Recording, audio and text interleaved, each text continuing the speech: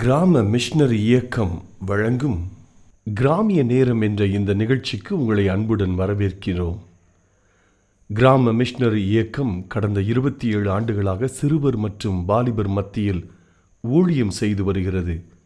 800க்கும் மேற்பட்ட மிஷனரிகளோடு தமிழ்நாட்டில் உள்ள 38 மாவட்டங்கள் உட்பட ஆந்திரா, ஒடிசா, கர்நாடகா, சத்தீஸ்கர், ஜார்க்கண்ட் மற்றும் மத்திய பிரதேசம் ஆகிய மாநிலங்களிலும் நற்செய்தி பணியை செய்து வருகிறது.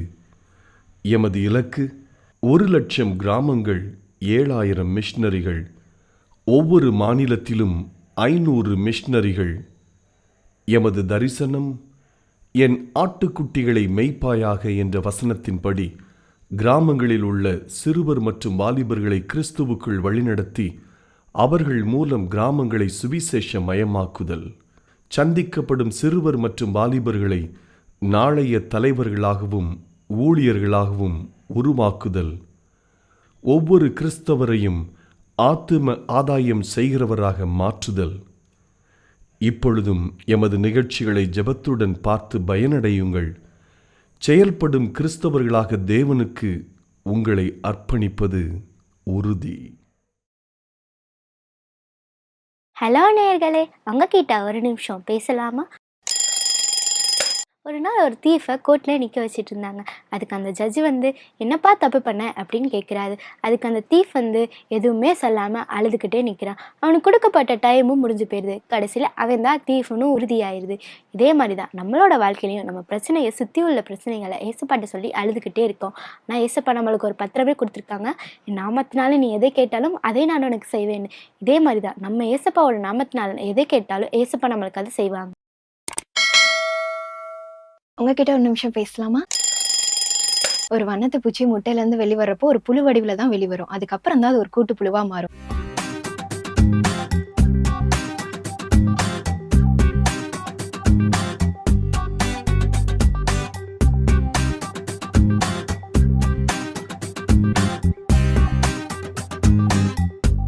இந்த ஸ்டேஜ் எல்லாம் கடந்தாதான் அது ஒரு அழகான ஒரு கலர்ஃபுல்லான பட்டர்ஃப்ளையா மாற முடியும். இதுல எந்த பருவத்தையுமே அது வேணான்னு சொல்ல முடியாது. ஸோ அது டைம் வர வர அது காத்திருந்தாதான் அதுவால சிறகடிச்சு பறக்க முடியும். இன்னைக்கு உங்க வாழ்க்கையில சில காரியங்களுக்காக ரொம்ப நாள் காத்துட்டு இருக்கீங்களா?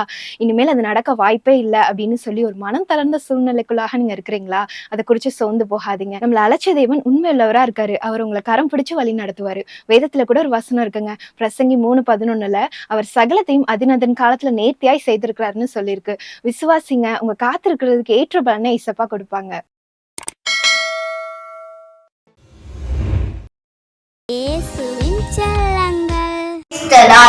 உங்கள் கண்கள் காண்கிற நாளும் உங்கள் காதுகள் கேட்கிற நாளும் அவைகள் பாக்கிய உள்ளவைகள். மத்தேயு 13:16. கர்த்தருடைய பரிசுத்த நாமத்திற்கு சோஸ்திரம். உங்களில் ஒருவன் ஞானத்தில் குறைவுள்ளவனாயிருந்தால் யாவருக்கும் சம்பூரணமாய் கொடுக்கிறவரும் ஒருவனையும் கடிந்து கொள்ளாதவருமாகிய தேவனிடத்தில் கேட்க கடவன், அப்பொழுது அவனுக்கு கொடுக்கப்படும். யாக்கோபு 1:5. ஆமேன். சங்கீதம் 119 ஆலிப் தலைப்பு 1-8 வசனங்கள் வரை. கர்த்தருடைய வேதத்தின்படி நடக்கிற உத்தம மார்க்கத்தால் பாக்கியவான்கள். அவருடைய சாட்சிகளை கை கொண்டு அவரை முழுத்தோடும் தேடுகிறவர்கள் பாக்கியவான்கள். அவர்கள் அநியாயம் செய்வதில்லை, அவருடைய வழிகளில் நடக்கிறார்கள். உமது கட்டளைகளை நாங்கள் கருத்தாய் கை கொள்ளும்படி நீர் கற்பித்தார். உமது பிரமாண்களை கை கொள்ளும்படி என் நடைகள் திறப்பட்டால் நலமாயிருக்கும். நான் உம்முடைய கட்டளைகள் எல்லாம் கண்ணக்கும் போது வெட்கப்பட்டு போவதில்லை. உம்முடைய நீதி நியாயங்களை நான் கற்றுக்கொள்ளும் போது செம்மையான இதயத்தால் உண்மை துதிப்பேன். உம்முடைய பிரமாண்களை கை கொள்ளுவேன், முற்றிலும் என்னை கைவிடாதையும். தேங்க்யூ.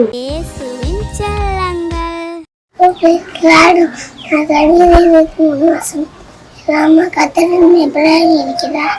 அந்த ஆட்சியடையினாலே இடங்களில் மேட்டாம் நீங்கள் கொண்டு போகிறார். குமாரி தேற்றி நீரின் பாதை நடத்துகிறார். நீரில் பள்ளத்தாக்கில் நடந்தாலும் உள்ள பக்கம் ஏறி என்னோடு கூட ஒரு போலும் தண்ணி சத்துருக்களுக்கு முன்பாக உங்கள் பந்தை அழைத்தபடுத்தி என் தலையை பாத்திரம் விரும்பி ஜீவனுள்ள நன்மைக்கிட்ட என்னை தொடரும் நாங்கள் என்னை பிரார்த்தனை நாமே. ஓகே, எல்லாருக்கும் பாய். நம்ம ஆண்டவரை விசுவாசித்து உயர்த்த அற்புதம் உங்க பக்கத்துல நெருங்கிக்கிட்டே இருக்குங்க. காலை எழுந்த உடனே இந்த நாள் ஜெயிக்க போகிறீர்களா தோக்க போகிறீர்களா என்று நீங்க முடிவு செஞ்சிடலாம். உங்க செல்போனுக்கு அதிக நேரம் செலவழிக்கிறீங்களா? ஏசப்பா இடத்துல பைபிள் வாசிக்கிறது ஜெபிக்கிறதுக்கு உங்களுடைய நேரத்தை செலவழிக்கிறீங்களா? உனக்கு முன்பாக இருக்கிற 2 வழிகள் இல்லை, எந்த வழியை நீ பின்பற்ற போகிறார்? ஆசீர்வாத வழியை பின்பற்றினா ஏசப்பாவனை பின்பற்றணும். இயேசு கிறிஸ்துவின் இனிய நாமத்தினாலே கிராம மிஸ்டர் இயக்க ஊழியத்தின் சார்பாக கிராமிய நேரம் என்ற நிகழ்ச்சிக்கு உங்களை அன்போடு கூட வரவேற்கிறோம். எனக்காக நாங்கள் செய்து வருகிற அந்த ஊழியத்திற்காக நீங்கள் ஜெபிக்கும்படி அன்பாய் வேண்டுகிறேன். வருடந்தோறும் புதிய மிஸ்டரிகளை உருவாக்க வேண்டும் என்று சொல்லி மிகுந்த ஒரு பாரத்தோடு உருவாக்கி வருகிறோம். அல்லேலூயா. அறுவடை மிகுதிங்க, ஆனால் வேலையாட்கள் இல்லவே இல்லைங்க. நம்ம தமிழ்நாட்டில் பலசர கடையில் வேலை பார்க்குறவங்க இல்லை, பெரிய பெரிய ஜவுளி கடையில் வேலை பார்க்குறவங்க இல்லை, ஹோட்டல் வேலை பார்க்குறவங்க இல்லை, கட்டட வேலை பார்க்குறவங்ககிட்ட கேட்டால் வேலைக்காரர்கள் கிடைக்கிறது அரிதாக இருக்குது. வேலைக்காரர்கள் சும்மா இல்லவே இல்லைங்க. அதுபோல் தாங்க இன்னைக்கு ஏசப்பா சொல்லிட்டார், அறுவடைகள் நிறைய இருக்குதுப்பா. ஒரு டேவிட் கணேசன் ஊழியத்துக்கு அர்ப்பணித்த போதும் ஆயிரக்கணக்கான லட்சக்கணக்கான ஆத்துமாக்களை ஆண்டவர் சந்திச்சிருவார். ஒரு மோசஸ் ஆண்டருக்கு ஒப்பு கொடுத்தா போதும் எகிப்தில் இருக்கிற லட்சக்கணக்கான ஜனங்களை ஆண்டர் விடுவிச்சிருவார். ஒரு தோமா சந்தேகப்படாமல் ஏசப்பாவுக்காக தன்னை அர்ப்பணித்து இந்தியா வந்தால் போதும், அவன் மூலிமா பெரிய ஒரு எழுப்புதல தேசங்களில் எழுப்புதல தொடங்க முடியும், அறுவடையை தொடங்க முடியும். அல்லேலூயா. அந்த செய்தி கேட்குற சகோதரிய ஊழியக்காரர்களை உருவாக்கணும். நீங்கள் முழு நேர ஊழியத்துக்கு வர்றீங்களாங்க? வரமாட்டீங்க என்ன? சரி, உங்கள் முதல் பிள்ளை ஏசப்பாவுக்கு தானே நீங்கள் கொடுத்துருக்கணும். முதற்கனி கர்த்தருடையதில்ல. முழு நேர ஊழியத்துக்கு உங்கள் பிள்ளையை அர்ப்பணிக்கிறீங்களா? மாட்டிங்களா? சரி போங்க, நீங்கள் வர மாட்டீங்க, உங்கள் பிள்ளைகளை ஊழியத்துக்கு ஒப்பு கொடுக்க மாட்டீங்க. அப்போ என்ன செய்யணும்? முழு நேர மிஸ்டரிகளை உருவாக்குவதற்கு நீங்கள் உதவியாக இருக்கணும். ஊழியக்காரர் உருவாக உங்களுடைய தனி ஜெபத்தில் குடும்ப ஜெபத்தில் ஜெபித்து கொள்ளுங்கள். ஆமென். அல்லேலூயா. இன்றைக்கும் ஆண்டுடைய வார்த்தைகளை கேட்டு உங்களுக்காக நான் ஜெபிக்க ஆயத்தப்படுகிறேன். பாருங்கள், ஆண்டுடைய சமூகத்தில் என்ன பேச வேண்டும் என்று சொல்லி விசாரித்த போது இந்த செய்தியை கேட்குற உங்கள் கண்ணு முன்னாடி 2 வழிகள் இருக்கிறது. இந்த 2 வழிகளில் எந்த வழியை நீங்கள் பின்பற்ற போகிறீங்களோ அதில் தான் உங்கள் ஆசீர்வாதம் இருக்குது. அல்லேலூயா. இப்போ ஆசீர்வாதத்தையும் சாபத்தையும் உங்களுக்கு முன்பாக ஆண்டவர் வைக்கிறார். 2 வழிகள் வைக்கிறார். நீ சூஸ் பண்ணுறதுல தாங்க உன்னுடைய பிளஸ்ஸிங் இருக்குது, எதிர்காலங்கள் இருக்குது, ஐஸ்வர்யம் ஆசீர்வாதம் மகிமையும் கனமும் இருக்கிறது. ஆசீர்வாத வழியை பின்பற்றினா ஏசப்பாவனை பின்பற்றணும். ஏசப்பா வேணான்னு சொன்னால் அப்போ சாபம் தான் வரும், கவலைகள் கண்ணீர்கள் தான் வரும். ஒரு வழி நன்மை இருக்குது, ஒரு வழி தீமை இருக்குது. எல்லா நாளுங்க நமக்கு முன்னாடி 2 விதமான வழிகள் இருக்குது. புதிய ஏற்பாட்டில் சொல்ல 2 எஜமான்களுக்கு நீங்கள் ஊழியம் செய்ய முடியாது. நமக்கெல்லாம் எஜமான் யாருங்க? கணேசனுக்கு எஜமான் யாரு? ஏசப்பா தான் எஜமான். அவர் என்ன சொல்கிறாரோ அதை நான் செய்கிறேங்க. நோவாவின் காலங்களில் யோசித்து பாருங்கள், ஆண்டவர் மனஸ்தாபப்படுகிறார். அப்போ ஒரு கூட்ட ஜனங்களையாவது விடுதலையாக்கணும்னு சொல்லி கொப்பேரி மரத்தினால ஒரு பேழையை உண்டாக்க ஒரு திட்டம் கொடுக்குறாருங்க. அந்த திட்டத்தின்படி நோவா கீழ்ப்படிந்ததுனால 8 பேர்களை ஆண்டு விடுதலையாக்குகிறார். சோதம் குமாரவை அழிக்க வேண்டும், ஏனென்றால் அவர்கள் செய்கிற பாவம் அங்கு பரலோகத்தை எட்டுகிறது, என் ஆண்டுடைய சமூகத்தை துக்கப்படுத்துகிறது, கோபாக்கினை வருகிறார். ஆனால் ஆபிரகாமினுடைய பரிந்து பேசும் ஜெபத்தின் மித்தமாக ஒரு சின்ன கூட்டம் விடுதலை ஆகிறது. ஐயா, அழிவிற்கு தப்பி வைக்க வருகிறார். அருமையான அந்த செய்தியை கேட்கிற சகோதரேஸ்வரே, நம்ம ஒவ்வொருவருக்கும் ஒரு பிளான் இருக்குதுங்க, ஆண்டவர் பிளான். அல்லேலூயா. அந்த திட்டத்தை நாம நிறைவேற்றணும். என்னுடைய எஜமான் என்ன சொல்றாரோ அதை நான் செய்கிறேன். நம்ம எல்லாருக்கும் 2 எஜமான்னா யாரு? ஒன்று ஏசப்பா என் எஜமான், இன்னொரு எஜமான் ஒருத்தர் இருக்கான், மேற்படியான் பிசாசு ஒரு எஜமான். அவன் பாருங்க ஓயாம இதை நீ செய்யாத, வா நீ என் வழியில வந்துரு, உன்னை ஐஸ்வர்யம் அணக்குவேன், உன்னை தலையை உயர்த்துவேன், நம்மளை பட்சித்து ஏமாத்திக்கிட்டே இருப்பான். பொய்க்கு பிதவமா இருக்கிறான். இந்த 2 எஜமான்கள்ல யார் சத்தத்தை நீங்க கேட்க போறீங்களோ அங்கதான் உன்னுடைய எதிர்காலம் இருக்குது. இந்த செய்தி கேட்கிற சகோதரனே சகோதரி, உனக்கு முன்பாக 2 வழிகள் இருக்கிறது. 2 வழிகள்ல எந்த வழியை நீ சூஸ் பண்ண போற பாருங்க. பைபிள்ல எல்லாருக்கும் தெரிஞ்ச சம்பவம் தான். உங்களுக்காக நான் வாசித்து அதை உங்களோடு கூட பேசி உங்களுக்கு அஜிபிக்க விரும்புகிறேன். தானியேல் 3ஆம் அதிகாரத்துல சாத்ராக், மேசாக், ஆபேத்நேகோ இவங்க 3 பேர் இருக்கிறாங்க. அவங்க காலங்கள்ல அங்க ராஜா ஒரு சட்டம் போடுறாரு, ஒரு பொற்சிலையை வணங்கணும், வணங்காத எல்லாரும் எரிகிற அக்கினி சூளையில அவங்கள தூக்கி போட்டுறணும். பாருங்க, யோசித்து பாருங்க. இவங்களுக்கு வணங்குறது என்ன? சும்மா ஒரு தலை சாய்க்கணும். இப்போ தலை சாய்க்கணும் என்ன? ஒரு பொற்சிலை முன்னாடி ஒரு சிலை இருக்குது, அதுக்கு சிலைக்கு முன்னாடி என்ன செய்யணும்? இவ்வளவு தாங்க, உயிர் கிடைச்சிருங்க. இதை செய்தி கேட்குற நீங்க, உங்களுக்கு இந்த 2 விதமான ஆப்பர்ச்சுனிட்டி. தலை சாச்சா உயிர் இருக்கும், தலை வணங்கலாட்டா உன்னை தூக்கி அக்கினிக்குள்ள போட்டுருவாங்கன்னு சொன்னா நீங்க என்ன செய்வீங்க? அதனால என்ன இருக்குது? நம்ம சாச்சிட வேண்டிதான் சாச்சிருவீங்க. இந்த 3 பேருக்கு முன்னாடி 2 வழிகள் இருக்கிறது. உயிர் வாழணுமா, உயிர் மறிக்கணுமா? உயிர் வாழணும்னு சொன்னா தலை சாய்க்கணும், மறிக்கணும்னு சொன்னா நிமிர்ந்து நிற்கணும். இப்ப 2 வழிகள்ல அவங்க என்ன பின்பற்றுறாங்க? சொல்லுகிற வார்த்தை பாருங்களேன். பாருங்க, அதுக்கு முன்னாடி ஆண்டவர் சத்தெல்லாம் கேட்காது. ஆண்டவர் கவனிச்சு பார்த்துக்கிட்டே இருப்பார். இந்த 3 பேர் இவங்க என்ன செய்யறாங்கன்னு பார்ப்போன்னு சொல்லி கவனிச்சு பார்த்துக்கிட்டே இருப்பார். நீ எந்த வழியை ஃபாலோ பண்ண போற, எதை சூஸ் பண்ண போறாங்க இந்த 3 பேர்களும் ஆண்டவர் கவனிப்பாருங்க. இவங்க என்ன செய்யறாங்க? நாங்கள் ஆராதிக்கிற எங்கள் தேவனை எங்களை தப்புவிக்க வல்லவராய் இருக்கிறார். அவர் எரிகிற அக்கினி சூளைக்கும் ராஜாவாகி உம்முடைய கைக்கும் நீங்களாக்கி விடுவிப்பார். என்ன கன்ஃபஷனுங்க, தைரியமுள்ள வார்த்தைகள். இந்த செய்தியை கேட்கிற சகோதரே சகோதரி, இன்றைக்கு இந்த செய்தி கேட்கிற இந்த வேளையில் உங்களுக்கு முன்பாக எத்தனை விதமான உபத்திரவங்கள் இருந்தாலும் நீ சொல்லுகிற வார்த்தை என்ன? நாங்கள் ஆராதிக்கிற எங்கள் தேவன் எங்களை தப்புவிக்க வல்லவராயிருக்கிறார், கடன் பிரச்சனையிலிருந்து விடுவிக்க வல்லவராக இருக்கிறார், எங்கள் வியாதிகளிலிருந்து சுகமாக்க வல்லவராக இருக்கிறார். அல்லேலூயா. என் எதிர்காலத்தை ஆசீர்வதிக்க வல்லவராக இருக்கிறார், என் பிள்ளைகளை ஆசீர்வதிக்க வல்லவராக இருக்கிறார்.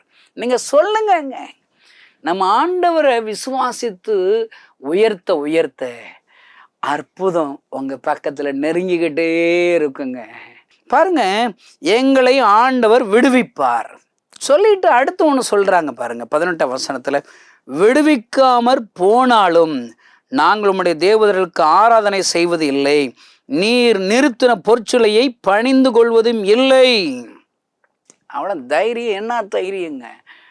எங்களுக்கு ராஜாவே எங்களுக்கு முன்னாடி 2 வழி இருக்குது. ஒரு வழி நீங்க வச்சிருக்கிற பொற்சிலைய வணங்கணும், இன்னொரு வழி என்ன?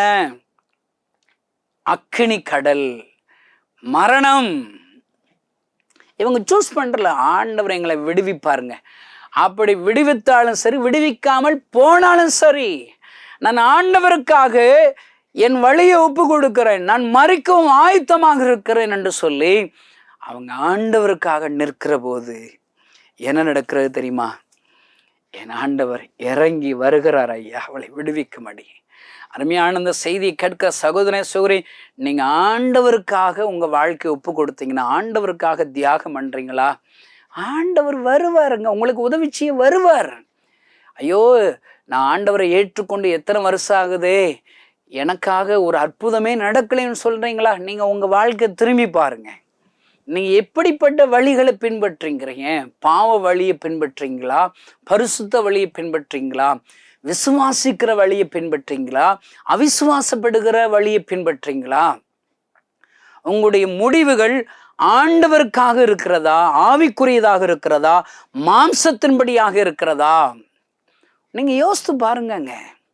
அல்லேலூயா. ஆண்டவர் எனக்கு வேலை கொடுத்தாலும் சரி, கொடுக்காவிட்டாலும் சரி, நான் லஞ்சம் கொடுக்க மாட்டேன். நின்று பாருங்க, எல்லா எக்ஸாமும் எழுதுங்க. ஆண்டவர் உங்களுக்காக வழக்காடுவார், வழிகளை திறப்பார் ஐயா. அல்லேலூயா. உங்கள் தலைகளை உயர்த்துவார் ஐயா. யோசேப்புக்கு முன்னாடி 2 ஆப்பர்ச்சுனிட்டி வருதுங்க. ஒன்று ஆண்டவருடைய ஆப்பர்ச்சுனிட்டி. அது என்ன? பரிசுத்தமா இருக்கணும். ஆண்டவர் என் கூட இருக்கிற, என்னை கவனிச்சு பார்த்துக்கிட்டு இருக்கிற, என்னை நம்புகிறார். அல்லேலூயா. நான் கர்த்தருக்கு முன்பாக இருக்கிறேன். இன்னொரு வழி என்ன? போத்திவார் மனைவி மூலியமாக அங்கு பாவம் செய்கிற உபச்சார வேசித்தனம் செய்கிற வழி. யோசேப்புக்கு முன்னாடி 2 வழி இருக்குது. 2 வழிகளில் அவன் எந்த வழியை பின்பற்றுகிறான்? என் ஆண்டவருடைய வழியை பின்பற்றுகிறதுனாலே அவனுடைய முடிவு என்ன? தேசத்திற்கு அதிகாரியாக என் ஆண்டு உயர்த்துகிறார். இந்த செய்தி கேட்கிற சகோதரனே சோரே, உனக்கு முன்பாக 2 வழிகள் இருக்கிறது. இப்போ காலையில் எந்திரிச்ச உடனே ஆண்டவரோடு கூட பேசி வேதத்தை வாசித்து ஜெபிக்கலாம், ஒரு வழி இருக்குது. இல்லை செல்ஃபோனை எடுத்து நோண்டி வாட்ஸ்அப்பு ஃபேஸ்புக் பார்க்குற வழி இருக்குது. இந்த செய்தியை கேட்குற சகோதரனே சௌரியே, உன் வாழ்க்கை ஆசீர்வாதமாக இருக்க போதா, நீ வாழ்க்கையில் ஜெயிக்க போகிறாயா தோக்க போகிறாயா என்பதை இன்னைக்கு காலையில் எந்திரிச்சு ஒன்றை வச்சே நீ கற்றுக்கொள்ளலாம். உனக்கு நீ தீர்க்க தரிசனம் சொல்லிக்கலாம். இன்னைக்கு காலையில் நான் எந்திரிச்ச உடனே ஆண்டவர்கிட்ட நான் பேசுகிறேன்னா, வேதத்தை மூலியமாக ஆண்டு என் கூட என்ன பேசுகிறேன்னா, ஆண்டவர்கிட்ட காத்திருந்தா அன்னைக்கு நான் ஜெயிக்க போகிறேன்னு அர்த்தம் இல்லைங்க. அவரெல்லாம் எனக்கு வேண்டாங்கன்னு சொல்லி செல்ஃபோனையும் டிவிகளையும் அரட்டிகளையும் பின்பற்றிலாம் இந்த செய்தியை கேட்கிற சகோதரனை சொன்ன காலையிலேயே நீ தோக்க போறீங்கிறது முடிவாயிருச்சு. இப்போ இதுக்கு ஆண்டவர் பேச வேண்டியது இல்லைங்க. நான் இப்போ நிறைய பேர் நான் நீட் எக்ஸாமுக்கு படிச்சுக்கிட்டு இருக்கிறேன். ஒரு சகோதரி நேற்றைய நாளில் வந்து என் கூட பேசினான். அங்கிள் எனக்காக ஜெபம் பண்ணுங்க, நான் நீட்டில் பாஸ் பண்ணி நான் டாக்டர் ஆயிடணும். அது ஈஸி தான். நான் அந்த பாப்பாட்ட சொன்னேன், அதெல்லாம் ஈஸி தான். இப்போ நீ நீட் எக்ஸாமில் பாஸ் பண்ணுவியா, பாஸ் பண்ண நீ ஜெயிப்பியா தோப்பேங்கிறது இப்போ நான் கண்டுபிடிக்க போகிறேன். தீர்க்க தரிசனம் கிடையாது. இப்போ ஒன்றை வச்சு கண்டுபிடிக்க போகிறேன். நான் அவட்ட கேட்டேன், இன்னைக்கு காலையில் நான் அவளை சாயங்காலத்தில் ஒரு மீட்டிங் முடிச்சு என்கிட்ட தண்ணி ஜெபம் பண்ண வர்றா. அவட்ட கேட்டேன், நீ இன்னைக்கு காலையில் எத்தனை பைபிள் அதிகாரம் பைபிள் வாசித்த அப்படின்னு கேட்டேன். சிரிக்கிற, வாசிக்கல அங்கிள். அப்போ நீ தோற்று போயிடுவ. இல்லை நேற்றுக்கு எவ்வளோ அதிகாரம் வாசித்த? 1 அது தயங்கி வருது. 1 அரைகுறையாக தான் வாசிச்சிருப்பா. நான் சொல்கிறேங்க, பைபிள் வசனம் தெளிவாக இருக்கு. முதலாவது தேவனுடைய ராஜ்யத்தையும் அப்படி நீதியும் தேடுங்கள், அப்பொழுது இவைகள் எல்லாம் கூட கொடுக்கப்படும். இந்த செய்தியை கேட்கிற சகோதரர், உன்னுடைய வாழ்க்கையில் காலை எழுந்த உடனே இந்த நாள் ஜெயிக்க போகிறீர்களா தோக்க போகிறீர்களா என்று நீங்கள் முடிவு செஞ்சிடலாம். நீ ஆண்டவரோடு கூட அவரோடு கூட ஒப்புரவாகி ஆண்டவரோடு கூட நீ வீட்டை விட்டுக்கு வெளியே போகிறீங்களா, பிஸ்னஸ் பார்க்க போகிறீங்களா, அந்த பிஸ்னஸில் ஜெயம் இருக்கும்.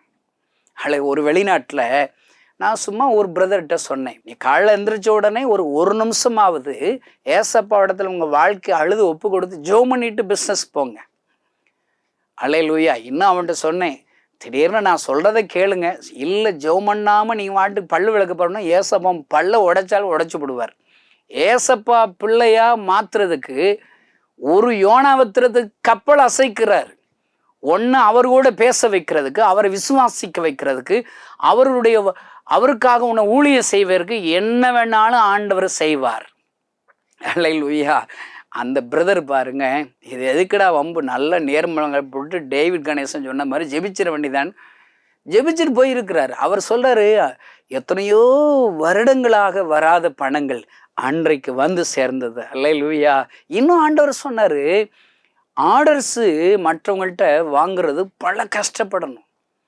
ஆனால் இவர் முயற்சி பண்ணாமையே பல லட்சக்கணக்கான ஆர்டர்ஸ் புதுசாக வந்துருச்சுன்னு சாட்சி சொல்றார்.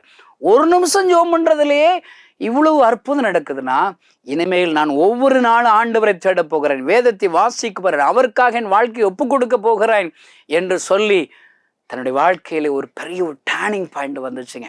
இந்த செய்தி கேட்கிற சகோதரனே சகோதரி, உனக்கு முன்பாக 2 வழிகள் இருக்கிறது ஐயா. எந்த வழியை பின்பற்ற போகிறாய்? சாத்ராக் மேசாக் ஆபேத்நேகோ என் ஆண்டவருடைய வழியை பின்பற்றினார்கள். அக்கினி சூளையிலே அவர்கள் தூக்கி எறியப்பட்டாலும் அவர்கள் விடுவிக்கும்படி அவர்களோடு கூட 4வது நபர்களாக உலாவினார் ஐயா. அவங்க பைபிளில் எனக்கு ரொம்ப பிடிச்ச வசனங்க, தலையில் இருக்கிற முடி கூட கருகலைங்க. இந்த செய்தியை கேட்குற சகோதரன் சொன்னீங்க, ஆண்டவருக்காக உங்கள் வாழ்க்கையை ஒப்பு கொடுத்தீங்கன்னா, ஆண்டவர் வழியை பின்பற்றிங்கன்னா, ஆண்டவருக்கு முதலிடம் கொடுத்தீங்கன்னா, ஒரு முடி கூட கருகாது, ஒரு சேதமும் உங்களுக்கு வராதுங்க. அந்த ஆண்டவர் தான் உங்களோடு கூட பேசி கொண்டு இருக்கிறார். பாருங்க, ஆபிரகாம ஆண்டவர் அழைக்கிறாரு, குழந்தை இல்லாத அவனுக்கு ஈசாக்குங்கிற குழந்தைய கொடுத்துட்டாரு. இப்போ ஒரு நாள் ஆண்டவருக்கு சந்தேகம் வந்துருச்சு, இவன் என்ன நேசிக்கிற வழியை பின்பற்றுகிறானா, என்ன நேசிக்கிறானா, அவன் பிள்ளையை நேசிக்கிறானா. இந்த செய்தியை கேட்கிற சகோதரனே சகோதரியே, நீங்கள் உங்களுக்கு இருக்கிற வேலையை நேசிக்கிறீங்களா, உங்களோடு இருக்கிற இயேசுவை நேசிக்கிறீங்களா? உங்களுக்கு இருக்கிற ஐஸ்வர்யத்தை நேசிக்கிறீங்களா, இயேசுவை நேசிக்கிறீங்களா? உங்கள் செல்ஃபோனுக்கு அதிக நேரம் செலவழிக்கிறீங்களா, ஏசப்பா இடத்துல பைபிள் வாசிக்கிறது ஜெபிக்கிறதுக்கு உங்களுடைய நேரத்தை செலவழிக்கிறீங்களா? 2 வழி இருக்குது. இதை யாரும் கம்பல் பண்ணுறது கிடையாது. நீங்கள் ராஜா போலங்க. ராஜானா என்ன டிசிஷன் வேணாலும் அந்த ராஜா எடுத்துக்கிறலாம். ஒவ்வொரு ஏசப்பாவை ஏற்றுக்கொண்ட ஒவ்வொரு கிறிஸ்தவனும் ராஜா தாங்க. அல்லேலூயா. உங்கள்கிட்ட எல்லாம் ஒப்பு கொடுத்துட்றாரு, எல்லாம் ஒப்பு கொடுத்துட்றாரு. நீ ஆண்டவரை பின்பற்ற போறியா? பாருங்க, ஆபிரகாமுக்கு பரீட்சை வைக்கிறார். ஆபிரகாமுடைய வழி என்ன? என்னோடைய நான் ஆராதிக்கிறேன், என் ஆண்டவர் தான் எனக்கு முக்கியம். அல்லேலூயா. ஈசாக்கு எனக்கு தேவையில்லைன்னு பலியிடும்படி பட்டயத்தை ஓங்கி அதை பலியிடும்படி ஓங்குகிறான். அப்பொழுதுதான் என் ஆண்டவர் ஆபிரகாமுக்காக இறங்குகிறார். அல்லேலூயா. அருமையான இந்த செய்தியை கேட்கிற சகோதரனே, நீ யாருக்கு அன்பு செலுத்துகிறாய், யாருக்கு உன் முதலிடத்தை கொடுக்கிறாய்?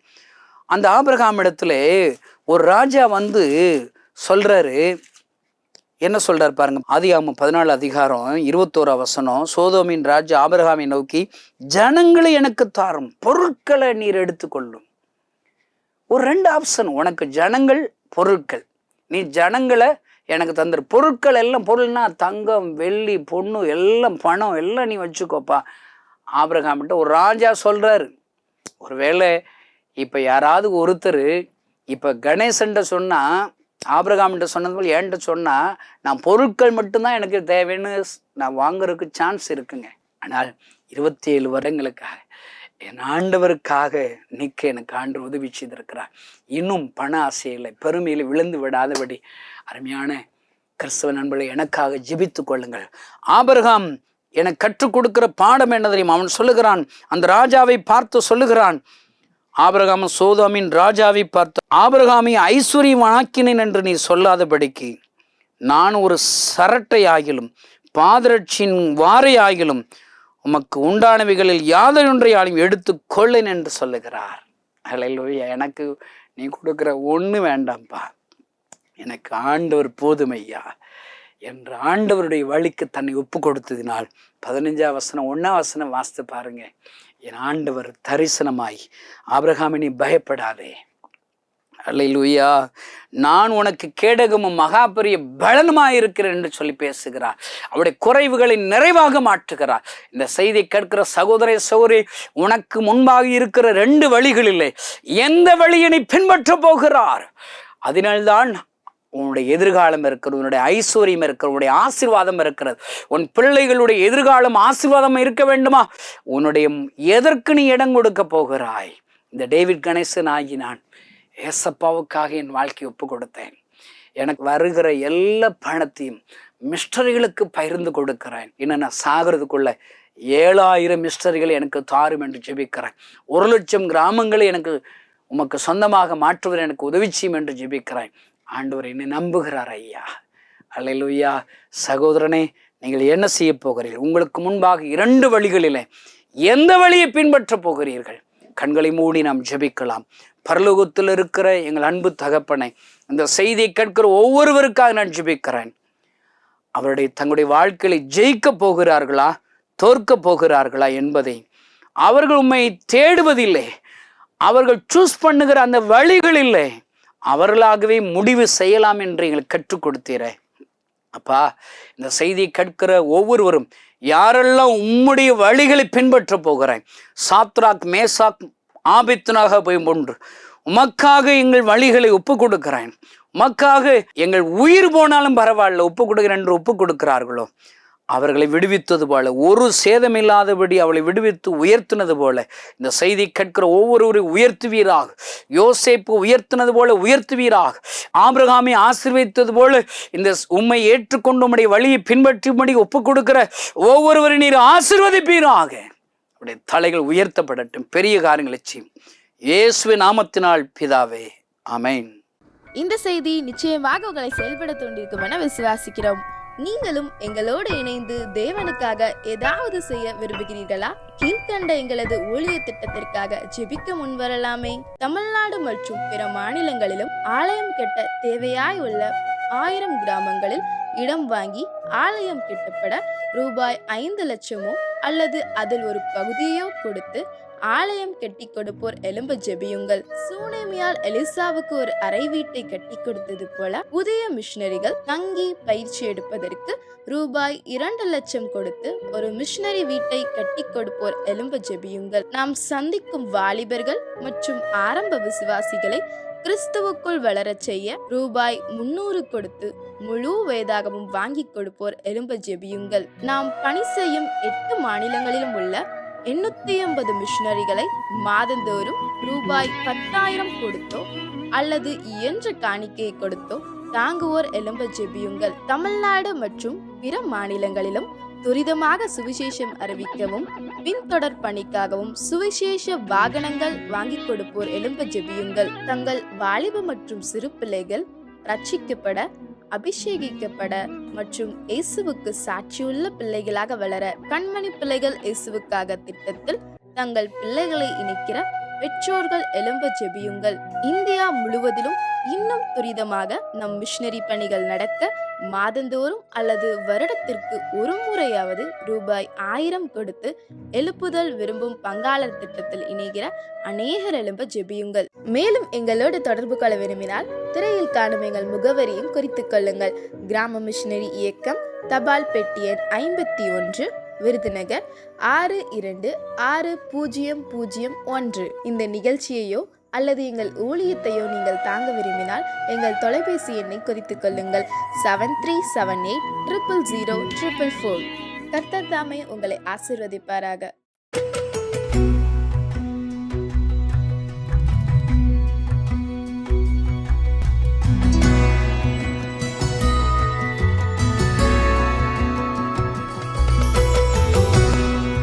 இஸ்ரவேலின் தேவனாகிய கர்த்தராகிய இயேசு கிறிஸ்துவுக்கு மகிமை உண்டாவதாக. கர்த்தர் இந்த இடத்துல ஒரு சாட்சியாக நடத்தியிருக்காங்க. என்னுடைய பேர் பாபு ஆபிரகாம். சொந்த மாவட்டம் ஈரோடு மாவட்டம். ஈரோடு மாவட்டத்தில் நான் ஆண்டவரை அறியாத குடும்பத்துலேருந்து தான் வந்தேன். எங்கள் அம்மா ரட்சிக்கப்பட்டவங்க. அவங்க கிறிஸ்தவராக தான் இருந்தாங்க.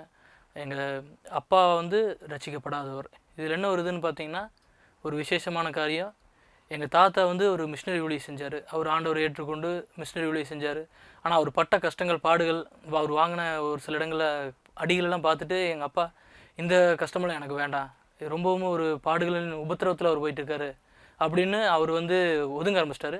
அப்புறம் பார்த்திங்கன்னா என்கிட்டயே சொல்லி வளர்த்தார், நீ இந்த மாதிரி நீ சர்ச்சுக்கு போகிறதெல்லாம் கொஞ்சம் அவாய்ட் பண்ணிக்கோ, நீ தவிர்த்துக்கோ, ஏன்னா நிறைய கஷ்டம் அதெல்லாம் வரும் அப்படின்னா. நானும் சரின்னு பார்த்துட்டு, சரி நம்ம இருக்கிற இதுலேயே இருப்போம் அப்படின்ட்டு நான் எப்படி இருந்தனோ அதே மாதிரியே இருந்தேன். நானும் கடவுளை தேடணும்னு ஒரு ஆசை இருக்கும். நிறைய இடங்களுக்கெல்லாம் போயிருக்கிறது பண்ணுறேன். ஆனாலும் மனசில் ஒரு வெறுமையாகவே தான் இருக்கும்.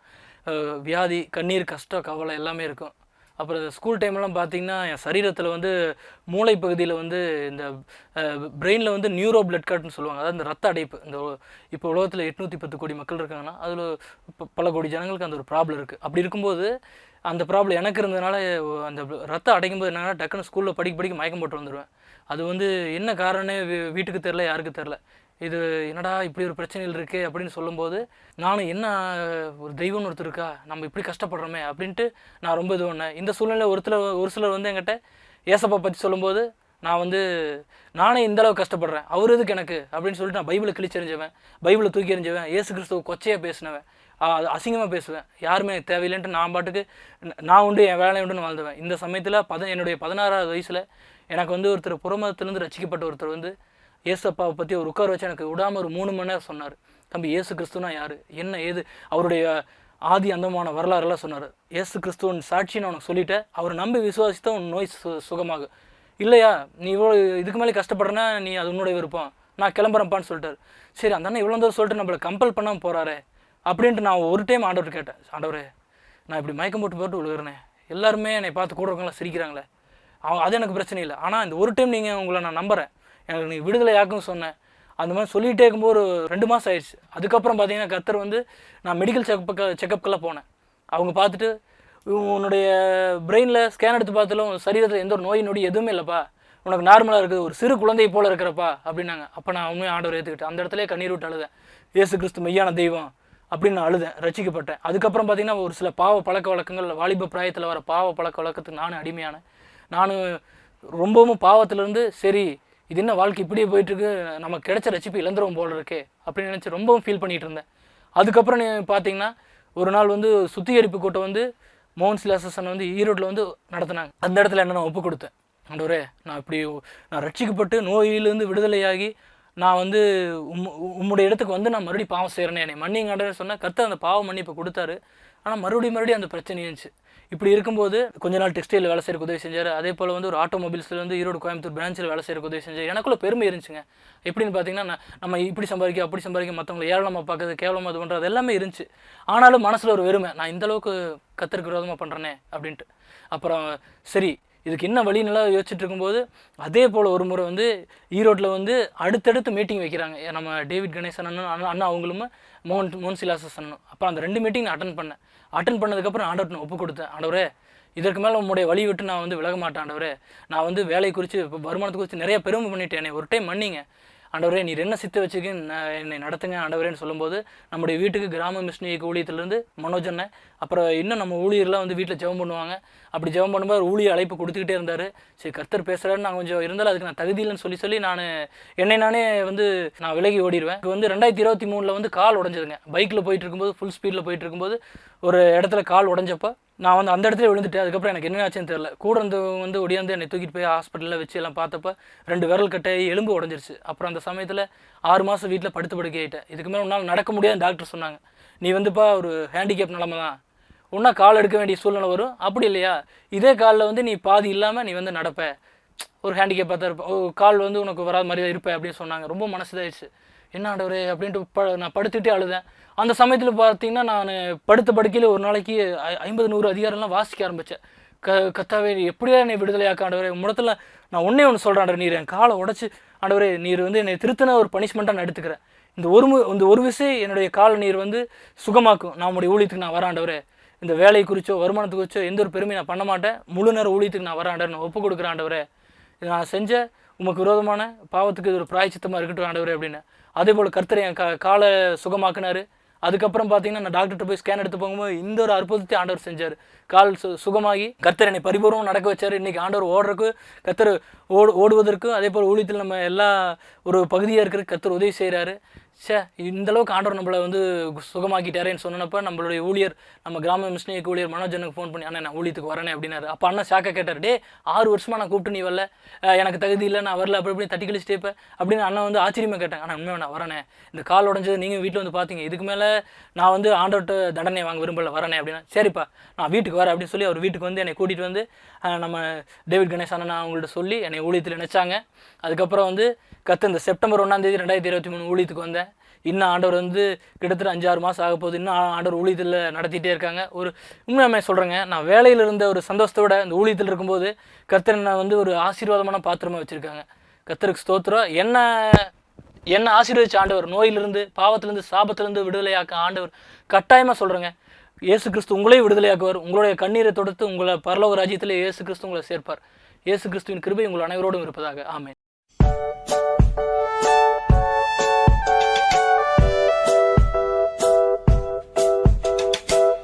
அப்போ போன வாரம் எதை குறித்து சண்டே கிளாஸ் படித்தோம் ஞாபகம் இருக்கா? சகையு கதை. ஒவ்வொரு வாரம் ஒவ்வொரு காரியங்களை குறித்து படிச்சுட்டு வரோம். இன்றைக்கி எதை குறித்து படிக்க போகிறோன்னா ஒரு 3 உலகத்தை குறித்து படிக்க போகிறோம். 3 உலகத்தை குறித்து. நம்ம இருக்கிறது என்ன உலகம்? பூலோகம். ரைட். அடுத்து போகக்கூடிய இடம் ஒன்று பரலோகம் அல்லது பாதாளம். அந்த 3 இடங்கள். அப்போ அந்த பூலோகம் என்பது நமக்கு இந்த உலகத்தில் ஒரு டெஸ்டிங் பிளேஸ். அப்போ அதை குறித்து ஒரு பாடல். சரி, நான் வரிகள் சொல்கிறேன், படிங்க, அடுத்தது பாட்டு படிக்கலாம். உலகத்திலே 2 வழிகள் உண்டு, ஓர் வழி பரலோகம், மற்றோர் வழி நரகம்.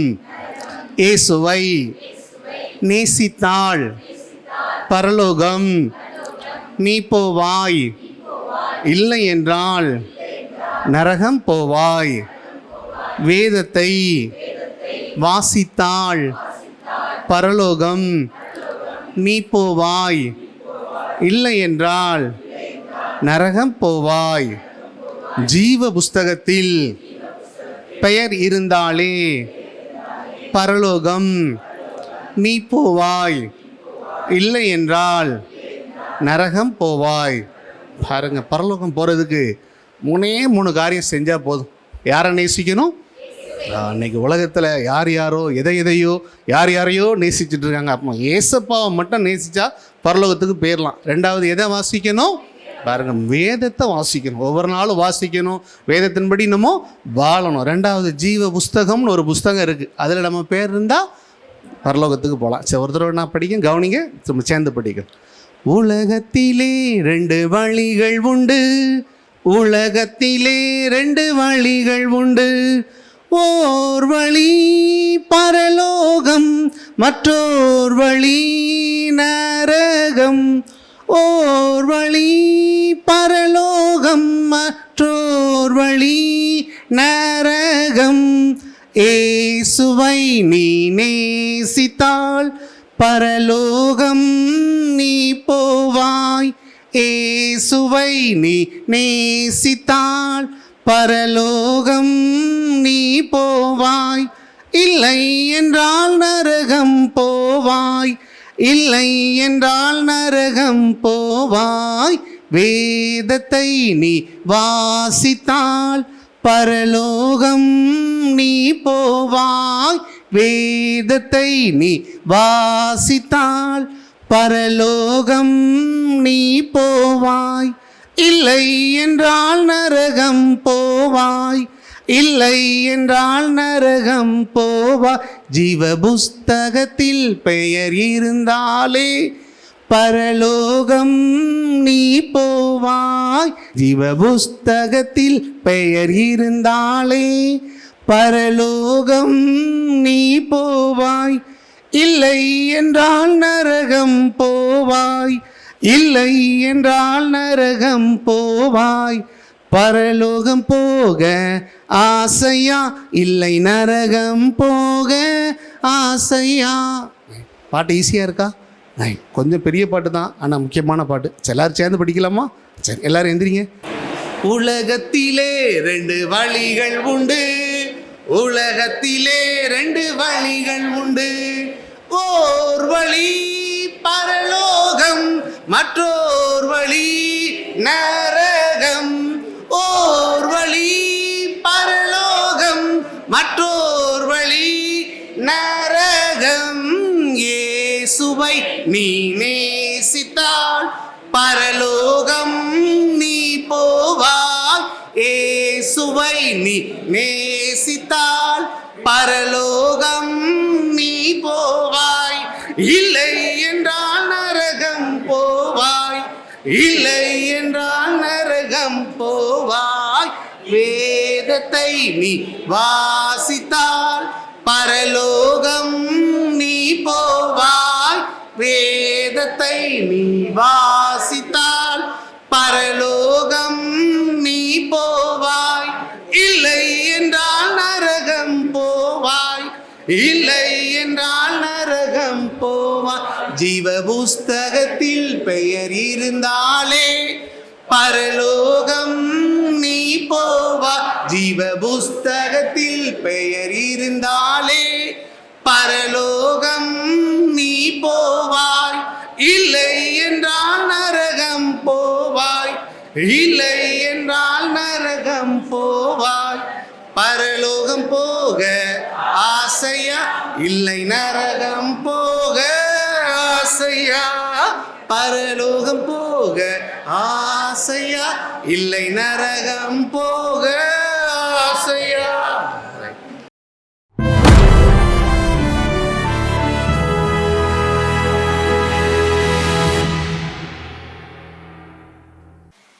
தேவனோடு நெருங்கி இராவிட்டால் நம்ம இருக்கக்கூடிய நிலை, அதன் மேல ஒரு அதிருப்தி நமக்கு வரும், அற்ப காரியமாய் தோன்றும்.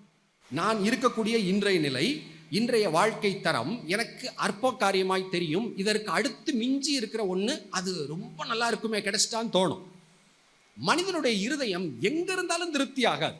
உங்களுக்கு ஒருவேளை இப்போ கையில் மாதம் 5000 கிடைக்குதா, 10,000 கிடைக்குதா, நீங்கள் நினைக்கலாம் 20,000 கிடைச்சிட்டா திருப்தி ஆயிருமே நீங்கள் நினைக்கலாம். 20,000 உங்கள் கையில் கிடைக்கும் போது 20,000 ரூபா உங்களுக்கு காணாது. 30,000 ரூபா இருந்தால் நல்லா இருக்குன்னு சொல்லி தோணும். சைக்கிள் மட்டும் இருக்கா, ஒரு 2 வீலர் இருந்தால் நல்லா இருக்குமே, ஒரு மொப்பட் இருந்தால் நல்லா இருக்குமேன்னு தோணும். மொப்பட் இருக்கும்போது ஒரு கியர் இருந்தால் தானே நல்லா இருக்கும், ஒரு பைக் மாதிரி இருந்தால் தானே நல்லா இருக்குன்னு தோணும். பைக்கில் போவோம், ஒரு நாள் மழையில் நனையும் போது தோணும் கார் இருந்தால் தானே நல்லா இருக்கும் அப்படின்னு தோணும். ஓகே, இதில் என்னை குறித்து வேதம் சொல்லுகிறது என்ன? இன்றைக்கு நான் இருக்கக்கூடிய நிலையிலே திருப்தி அடையாத ஒரு சுபாவம் நம்முடைய பாவ சுபாவம். என்ன இருந்தாலும் திருப்தி அடையாது.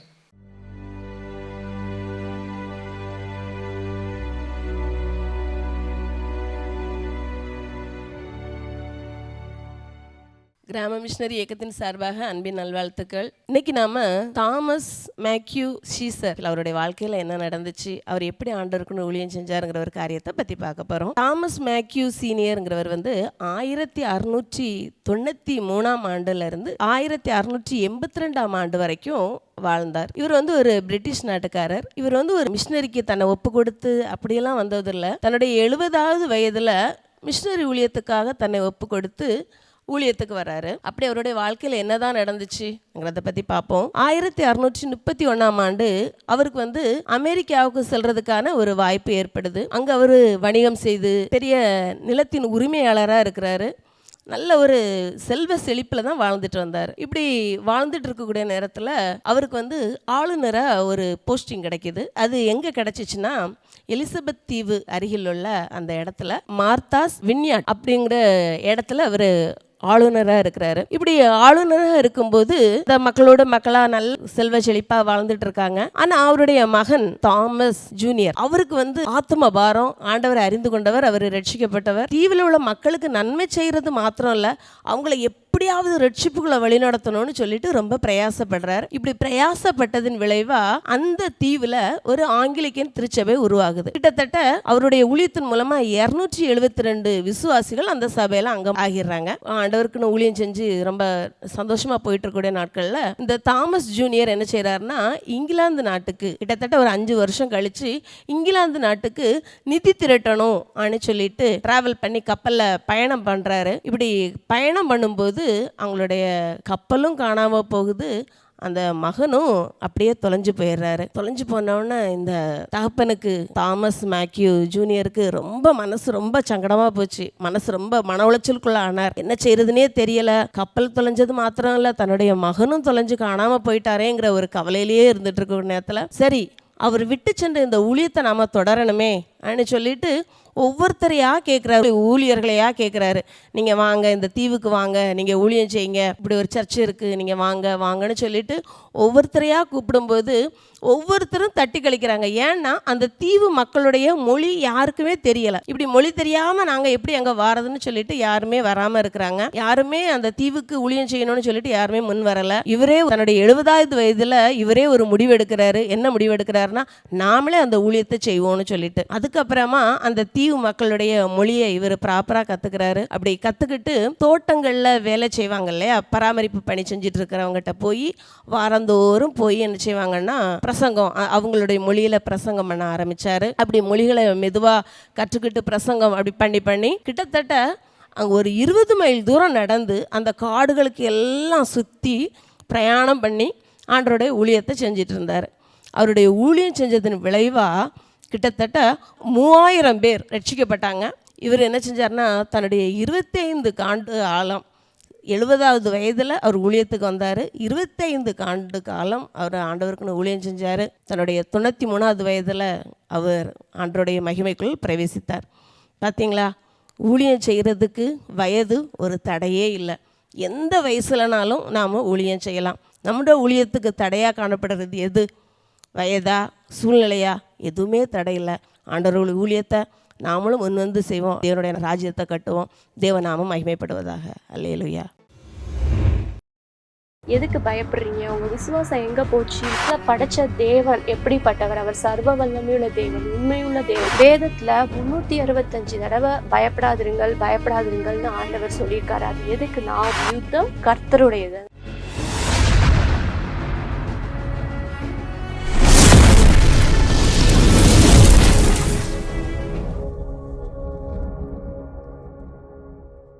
கர்த்தருடைய நாமத்துக்கு பரிசுத்தம் உண்டாவதாக. என்னையும் இந்த இடத்துல தேவன் கருவியாக பயன்படுத்தினதுக்காக நான் ஆண்டவரை ஸ்தோத்தரிக்கிறேன். இந்த ஆமீன் டிவி மூலமாக நேயர்கள் உங்களை எல்லாரையும் நான் இங்கே மீட் பண்ணுறதுல நான் ரொம்ப மகிழ்ச்சி அடைகிறேன். இன்றைக்கி நம்ம எடுத்திருக்கிற டாபிக் என்ன அப்படின்னா, பயப்படாதிருங்கள். நம்ம எதுக்கெல்லாம் பயப்படக்கூடாது, எதுக்கெல்லாம் பயப்படணுன்றதை நம்ம இந்த கொஞ்ச நேரம் நம்ம தியானிக்கலாம். எடுத்து வாசிக்கலாம். ஆதியாகமம் 15ஆம் அதிகாரம் 1வது வசனம் நான் வாசிக்கிறேன், நீங்கள் கேளுங்க. நீ பயப்படாதே, நான் உனக்கு கேடகமும் உனக்கு மகா பெரிய பலனுமாய் இருக்கிறேன்.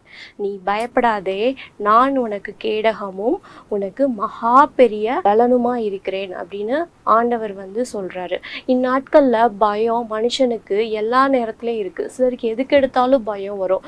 சிலருக்கு வியாதியை நிமித்தம் பயம் வரும். சிலருக்கு சூழ்நிலைகளை நிமித்து பயம் வரும். சிலருக்கு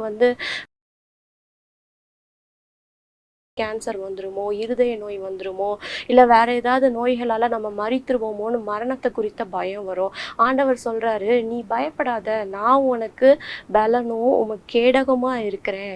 நீ ஏன் பயப்படுற? நான் உனக்காக நான் மரிச்சேன்ல, உனக்காக நான் உயிரோட எந்திரிச்சேன்ல, அதனால நீ ஏன் எதுக்கு எடுத்தாலும் பயப்படுற அப்படின்னு சொல்றாரு. கேடகமும் மகா பெரிய பலனுமா இருக்கிறேன் அப்படின்னு சொல்றாரு.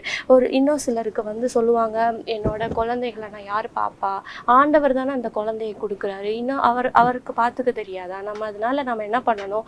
ஆண்டவர்கிட்ட எல்லாத்தையும் ஒப்பு கொடுத்துடணும். ஒரு வாலிபன் இருந்தானா அவனுக்கு அவன் வாழ்க்கையில எப்பவுமே எந்த விஷயத்த குறித்தும் பயம் இருந்துகிட்டே இருக்குமா? முக்கியமா அவனுக்கு மரணத்தை குறித்த பயம் அவனுக்கு பயங்கரமா இருக்குமா? அவனுக்கு லைட்டா நெஞ்சு வலிக்கிற மாதிரி இருக்கும் அப்படின்னா உடனே டாக்டர் கிட்ட போய் இசிஜி டெஸ்ட், அது இருதய டெஸ்ட், அது எல்லாத்தையும் எடுத்து பார்ப்பானா. டாக்டர் சொல்லுவாங்களாம், எல்லாமே நார்மலா இருக்கு. அடிக்கடி வர அவங்க என்ன பண்ணுவாங்களாம், அவரை கவனிக்காம மித்த பேஷண்ட்ஸ் என்ன பண்றாங்க, கவனிக்கிறாங்க. ஒரு நாள் நிஜமாவே அவனுக்கு வலி வந்துடுது. அப்ப அவங்க என்ன பண்றாரு, அவரை கவனிக்காம விட்டதுனால அவன் என்ன பண்ணிடுறான், மரித்து போயிடுறான். யோபு சொன்னது போல, நான் பயந்த காரியம் எனக்கு நேரிட்டது, நான் அஞ்சினது எனக்கு வந்தது. நம்ம எதை குறிச்சும் என்ன பண்ண தேவையில்லை, பயப்பட தேவையில்லை. நம்ம எதுக்கெல்லாம் நம்ம பயப்படணும், பயப்படக்கூடாது அப்படின்றத நம்ம எதுக்கெல்லாம் பயப்படக்கூடாதுன்றத நம்ம பார்க்கலாம். 4 பாயிண்ட் இருக்கு, நம்ம ஒன்னொன்னா பார்க்கலாம். பாடுகளை குறித்து பயப்படக்கூடாது. நம்ம பட போற பாடுகள், நம்ம என்னென்ன பாடுகள் நம்ம வாழ்க்கையில, மனுஷனா பிறந்தா கண்டிப்பா பாடுகள் இருக்கு. ஆண்டவர் சொல்லியிருக்காரு, உலகத்துல உபத்திரங்கள் உண்டு, ஆனாலும் திடன் கொள்ளுங்கள், நான் உலகத்தை ஜெயித்தேன்னு ஆண்டவர் சொல்லியிருக்காரு. அப்போ பாடுகளை குறித்து பயப்படக்கூடாது. வெளிப்படுத்தின விசேஷம் 2ஆம் அதிகாரம் 10வது வசனம் நான் வாசிக்கிறேன். நீ படப்போகிற பாடுகளை குறித்து எவ்வளவும் பயப்படாதே. கொஞ்சம் கூட நம்ம என்ன பண்ணக்கூடாது, பயப்படக்கூடாது. இதோ நீங்கள் சோதிக்கப்படும் பொருட்டாக பிசாசானவன் உங்களில் சிலரை காவலில் போடுவான். நமக்கு உபத்திரங்கள் வரும்.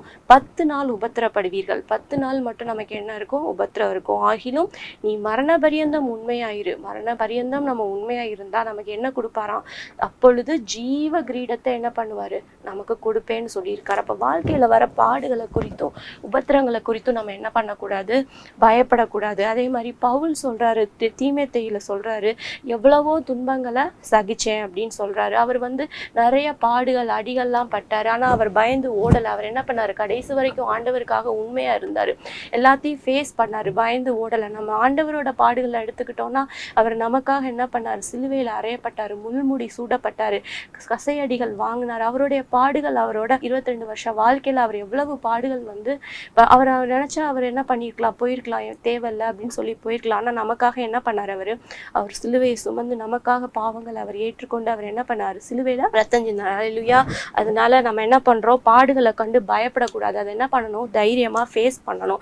2 கொரிந்தியர்ல சொல்றாங்க, பாடுகள் வரப்போ அதுல என்ன வரும், ஆறுதலும் சேர்ந்து வருமா. ஆறுதல் எப்ப வருது, நம்ம பாடுகளை நோக்கி போறப்போ ஆறுதலும். அந்த ஆறுதல் யார்கிட்ட இருந்து, நம்ம தேவனாகிய இயேசு கிறிஸ்து கிட்ட இருந்து என்ன பண்ணுது, அந்த பாடுகள் கூட சேர்ந்து ஆறுதலும் வருது. அதனால நம்ம பாடுகளை குறித்து என்னைக்குமே என்ன பண்ணக்கூடாது, பயப்படக்கூடாது. 2வதா சத்துருக்களை குறித்து என்ன பண்ணக்கூடாது, பயப்படக்கூடாது. நம்மளை பின்தொடர்ற டே டு டே லைஃப்ல நம்மளை பின்தொடர்ற சத்துருக்களை குறித்து பயப்படக்கூடாது. பார்வோன் சேனைகள் நம்மளை சுத்தி வரும், அப்பயும் என்ன பண்ணக்கூடாது, பயப்படக்கூடாது. யாத்ராகமம் 14ல 13-14 வாசித்தீங்கன்னா, மோசே இஸ்ரேல் ஜனங்களை பார்த்து சொல்றாரு, பயப்படாதீங்க, நீங்க இன்று நின்று இன்றைக்கு கர்த்தர் உங்களுக்கு செய்யும் ரட்சிப்பை பாருங்கன்னு சொல்கிறாரு. நின்று நீங்கள் பாருங்கள், அவங்க உனக்கு என்ன ரட்சிப்பை அவர் கொடுக்குறாருன்றத நீங்கள் நின்று பாருங்கள். இன்னைக்கு நீங்கள் காண்கிற எகிப்தியரை இனி ஒரு நாளும் உங்கள் வாழ்க்கையில் நீங்கள் பார்க்க மாட்டீங்கன்னு ஆண்டவர் சொல்கிறாரு. அப்போ அதுக்கு என்ன அர்த்தம்? அவர் உங்களுக்காக யுத்தம் பண்ணுவார். நீங்கள் சும்மா மட்டும் இருங்க, கடவுள் என்ன பண்ணுவார்? உங்களுக்காக யுத்தம் பண்ணுவார் அப்படின்னு சொல்கிறாரு. பயமுறுத்தும் கோலியாத்தை கண்டு என்ன பண்ணக்கூடாது? நம்ம பயப்படக்கூடாது. நம்ம வாழ்க்கையில் நிறைய கோலியாத்தை நம்ம என்ன பண்ண வேண்டியது இருக்கும்? ஃபேஸ் பண்ண வேண்டியது இருக்கும். பயப்படக்கூடாது. நம்ம ஆண்டவர் மேலே பாரத்தை போட்டு நம்ம என்ன பண்ணணும்? எல்லாத்தையும் ஃபேஸ் பண்ணணும். அதுக்கப்புறம் வேலைக்காரன் எலிசாட்ட போய் சொல்லுவாங்க, 2 ராஜாக்கள் 6:15 எலிசா கிட்ட போய் வேலைக்காரன் சொல்லுவான், நம்ம பட்டணத்தை சுற்றிலும் ரதங்களும் இராணுவமும் குதிரைகளும் எல்லாம் சூழ்ந்திருக்கு, ஐயோ நம்ம என்ன பண்ண போகிறோமே அப்படின்னு வேலைக்காரன் எலிசா கிட்ட போய் என்ன பண்ணுவான்? புலம்புவான். அப்போ எலிசா சொல்கிறா, பயப்படாத, நம்ம கூட அங்கே இருக்கிறவங்கள காட்டிலும் நம்மக்கிட்ட எவ்வளோ இருக்குது? அதிகமாகவே இருக்குது, நீ அதை பற்றி ஒரி பண்ணவே தேவையில்லை அப்படின்னு சொல்லுவார். அதே மாதிரி நம்மளை சூழ்ந்து வரும் சத்துருக்களை குறித்து பயப்பட தேவையில்லை. கர்த்தர் நமக்காக யுத்தம் பண்ணுவார். யுத்தம் கர்த்தருடையது. அதனால நம்ம பயப்படணும். நம்ம எல்லாத்தையும் அவர் பார்த்துக்குவார். நம்ம பயப்படணும்னு அவசியமே கிடையாது. அதே 3வது, சூழ்நிலைகள் குறித்து என்ன பண்ணக்கூடாது? பயப்படக்கூடாது. நமக்கு சூழ்நிலைகள்ன்றப்போ ஒரு சின்ன இன்சிடென்ட் எனக்கு ஞாபகம் வருது. மார்க்கில் இருக்கும், கரையிலேருந்து அக்கறைக்கு சீஷர்களும் ஆண்டவரும் கடலில் போகிறாங்க. சுழல் காற்று வீசுது, கடலில் கொந்தளிப்பு வருது, பெருங்காற்று வீசுது, எல்லாரும் பயப்படுறாங்க. ஆண்டவரே நாங்கள் மடிய போகிறோம், கடல்லேருந்து கடல் முங்க போகுது அப்படின்னு சொல்லி எல்லாம் என்ன பண்ணுவாங்க? கத்துவாங்க. ஆனால் ஆண்டவர் என்ன சொல்லுவார்? எதுக்கு பயப்படுறீங்க? உங்கள் விசுவாசம் எங்கே போச்சு? நான் இருக்கேன்ல, ஏன் நீங்கள் பயப்படுறீங்கன்னு சொல்லி காற்றையும் கடலை என்ன பண்ண? இறையாதே, அமைதலாது அப்படின்னு சொன்னோடனே காற்றும் கடலும் அமைதியாச்சு. அந்த சூழ்நிலையை தேவன் எப்படி மாற்றாருன்றதை பாருங்கள். அதே மாதிரி நம்முடைய சூழ்நிலைகள், நம்ம எவ்வளோ கஷ்டத்தில் இருந்தாலும் ஆண்டவரே இப்படி நாங்கள் ஆக போகிறோம், நீங்கள் கடவுள்கிட்ட போய் மனுஷங்க கிட்ட போய் நம்ம பேசுறதுக்கு நம்ம கடவுள்கிட்ட பேசணும் அப்படின்னா கடவுள் நம்மளுடைய சூழ்நிலையை, அது எப்பேற்பட்ட சூழ்நிலையாக இருந்தாலும் கடவுள் என்ன பண்ணுவார்? மாற்றுவார். அதே மாதிரி இஸ்ரேல் ஜனங்கள் மோசை கிட்ட போய் புலம்புனாங்க, ஆண்டவரே நான் பார்வோன் எங்களை துரத்திட்டு வரான், நீங்கள் என்ன பண்ணுறீங்க? அங்கேயே நாங்கள் அடிமையான வாழ்க்கை நாங்கள் வாழ்ந்திருப்போம், உங்கள் பேச்சை கேட்டு நாங்கள் வனாந்திரத்தில் நாங்கள் நடந்து வரோம், இவன் இப்போ எங்களை அழித்து போட போகிறான் அப்படின்னோடனே மோசே ஆண்டவர்கிட்ட போய் முறை, இந்த மாதிரி மக்கள்லாம் என்ன பண்ணுறாங்க? பயப்படுறாங்க அப்படின்னு சொன்ன உடனே ஆண்டவர் என்ன சொல்கிறார்? செங்கடலை 2ஆக பிளந்தார். அதில் வழி நடத்தினார்ல இஸ்ரேல் ஜனங்களை, செங்கடல் நடுவில் வழி நடத்தினார். அதுக்கப்புறம் அவங்கள தொடர்ந்து வந்த பார்வோன் சந்ததி என்ன பண்ணார்? அந்த செங்கடல்லே அழித்து போட்டார்ல. அதனால நம்ம என்ன பண்ணக்கூடாது? சூழ்நிலையில கண்டு பயப்படக்கூடாது. எதிர்காலத்தை குறித்து, அடுத்து எதிர்காலம், முதல்ல நம்ம என்ன பார்த்தோம்? பாடுகளை குறித்து பயப்படக்கூடாது. 2வது சத்துருக்களை குறித்து பயப்படக்கூடாது. 3வது சூழ்நிலைகளை குறித்து பயப்படக்கூடாது. 4வது எதிர்காலத்தை குறித்து பயப்படக்கூடாது. இதான் கடைசி எதிர்காலம். நம்ம எல்லாருக்குமே ஒரு எதிர்காலம் இருக்கு. ஆனா அதை குறித்து நம்ம பயப்பட தேவையில்லை. ஏன்னா அவர் நம்மளோட எதிர்காலத்தை அவர் வச்சிருக்கிறாரு. அவருக்கு என்ன பண்ணணும், இந்த நேரத்துல யாருக்கு என்ன பண்ணணும்னு அவருக்கு தெரியும். நம்ம உள்ளங்கையில அவர் நம்மளை வரைஞ்சி நம்மளை பார்த்துருக்காரு. ஒரு குழந்தை பிறக்குது, அதுவும் முக்கியமா ஒரு பெண் குழந்தை பிறக்குதுன்னா அது எங்க படிக்குது? பெற்றோர்களுக்கு உடனே ஒரு கவலை வந்துடும், ஒரு பயம் வந்துடும். அந்த குழந்தைய நான் எங்க படிக்க வைக்கணும், எந்த காலேஜ்ல சேர்க்கணும், அடுத்து எந்த ஒரு கல்யாணம் பண்ணி கொடுக்கணும், நல்லா வாழ வைக்கணும், அதுக்கு சொத்து சேர்க்கணும், நகை நட்டுகள்லாம் சேர்க்கணும்னு அந்த 25 வருஷத்துக்கு அப்புறம் நடக்கிறத அவங்க இப்பவே என்ன பண்ண ஆரம்பிச்சிருவாங்க? கவலைப்பட ஆரம்பிச்சிருவாங்க. ஆண்டவர் என்ன சொல்றாரு? நாளைய தினம் குறித்து நீ எதுக்கு கவலைப்படுற? இன்னைக்குரிய வாழ்க்கையை நீ வாழ, இந்தந்த நாளுக்குரிய பாடுகளை நீ பாரு, அடுத்த நாளுக்குரிய நாளைக்கே நீ யோசிக்க வேணாம். ஆஃப்டர் 25 இயர்ஸ்க்கு அப்புறம் நீங்க வரதை நீங்க கவலைப்பட்டு இந்த நாளை நீங்க ஏன் வேஸ்ட் பண்றீங்க அப்படின்னு கேட்கிறாரு. அதே மாதிரி ஆகாயத்து பறவைகளை பாருங்க, அவங்க விதைக்கிறது இல்லை, அறுக்கிறது இல்லை, களஞ்சியத்துல சேர்த்து வைக்கிறதும் கிடையாது. ஆனாலும் அவங்கள ஆண்டவர் போஷிக்கிறாருல. அவங்களெல்லாம் காட்டிலும் நீங்க எனக்கு விசேஷித்த பிள்ளைங்க தானே, என்னுடைய பிள்ளைங்க தானே, அவங்கள நான் போஷிக்காம போயிடுவேன். நான் எதிர்காலத்தை பத்தின கவலை இருக்கவே கிடையாது. இம்மட்டும் வழி நடத்தின தேவன் இனிமேலும் வழி நடத்துவார் அப்படின்னு. அதனால எதிர்காலத்தை குறித்து நம்ம என்ன பட தேவையில்லை, பயப்பட தேவையில்லை. நம்மளை படைச்ச தேவன் எப்படிப்பட்டவர்? அவர் சர்வ வல்லமையுள்ள தேவன், உண்மையுள்ள தேவன். அவரை பத்தி நமக்கு தெரிஞ்சிருந்தா போதும். அவர் சித்தம் இல்லாம நம்ம தலையில இருந்து ஒரு சின்ன முடி கூட கீழே விழுகாது. அப்புறம் எதுக்கு நம்ம அதை பத்தி கவலைப்படணும், அதை பத்தி பயப்படணும்? ஆனா எதை குறிச்சும் பயப்படாதீங்க. ஆண்டவர் சொல்றாரு, யாக்கோபே உன்னை சிருஷ்டித்தவரும் இஸ்ரவேலே உன்னை உருவாக்கினவருமாகிய கர்த்தர் நான் சொல்றேன், நான் உன்னை மீட்டு கொண்டேன், நான் உன்னை பெயர் சொல்லி அழைச்சேன், நீ என்னுடையவன், நீ ஏன் பிள்ளை, உனக்காக நான் மறிச்சேன், உனக்காக நான் உயிர் தெழுந்தேன், இதோ சதா காலங்களில் நான் உயிரோடு இருக்கேன், உன் பிரச்சனையெல்லாம் நீ என்கிட்ட வந்து சொல்லு, நான் பார்த்துக்கிறேன், நீ எதுக்கும் கவலைப்படாத, மனுஷங்களை தேடி போகாத, நான் தான். உனக்கு தெரியுமா, God is the best listener.